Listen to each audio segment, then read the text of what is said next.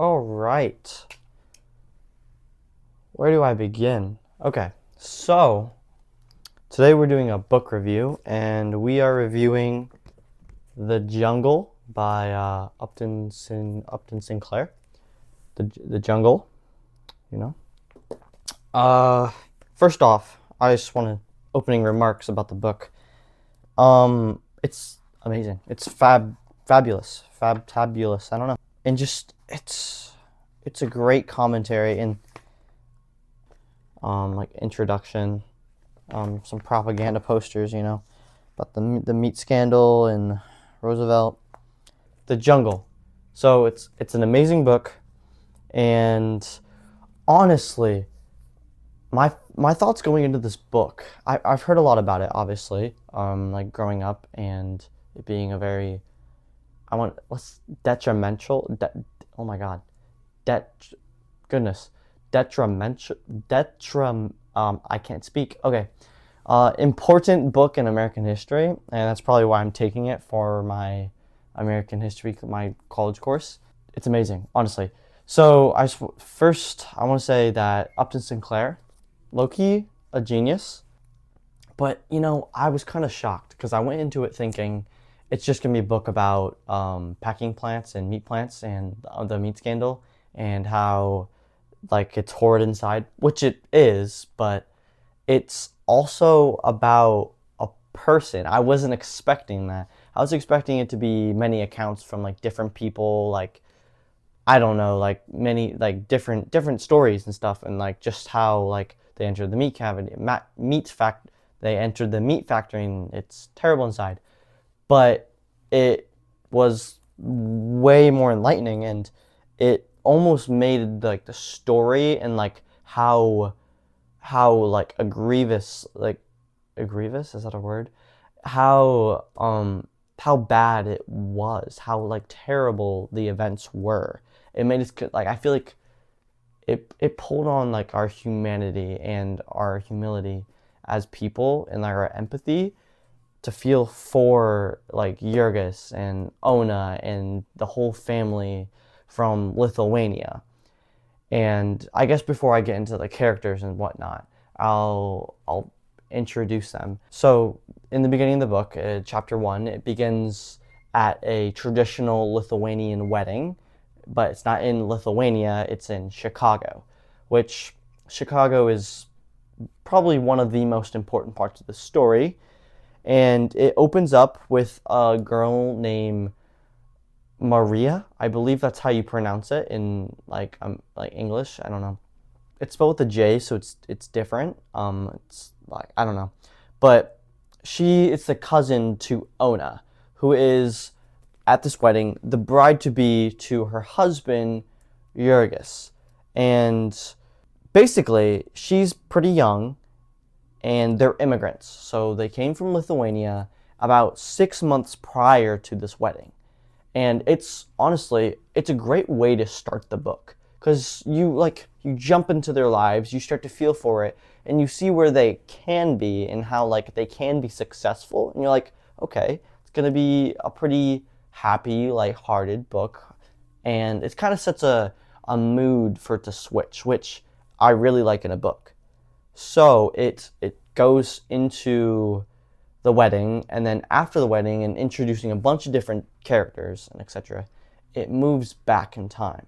It moves, I want to say, 6 to 7 months prior in Lithuania, where Jurgis meets Ona, and they end up somehow getting together.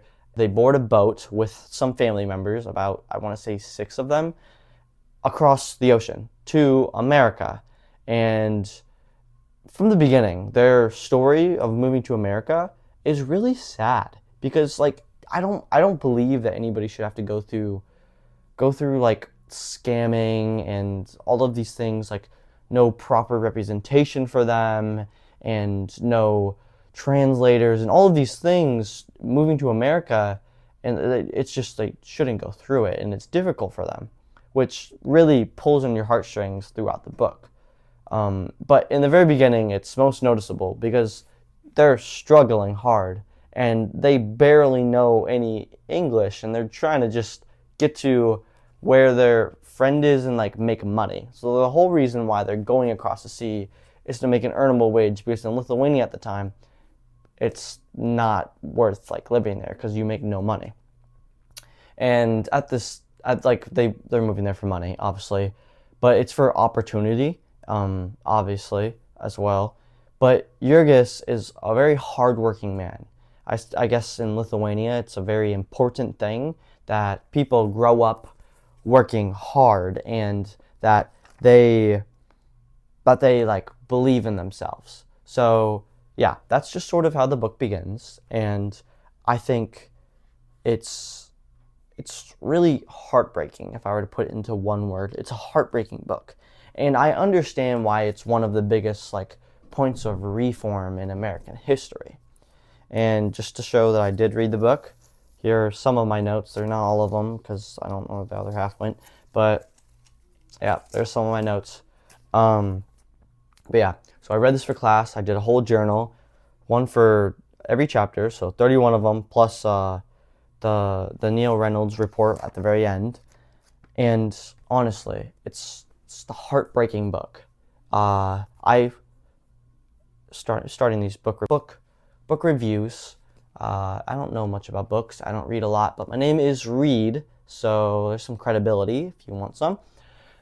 But as somebody who doesn't really enjoy reading, and like someone who it's difficult to draw me into a book, especially for class, I found this book very, very, very, very enjoyable.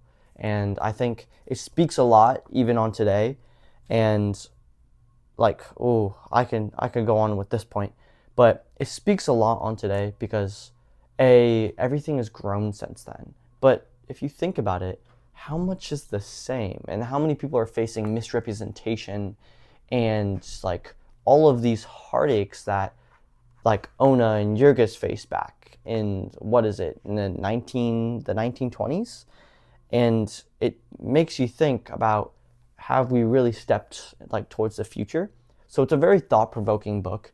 I definitely think we have progressed as Americans and as a society, but it's definitely like a thought thinker. So out of 10, I would give this book probably a 9.5, partly because of its historical relevance, but also because of its sheer ability to tell a story, but also be politically activating for me and to make me really want to make a difference in others' lives. So it's definitely a 9.5. You should read The Jungle by Upton Sinclair.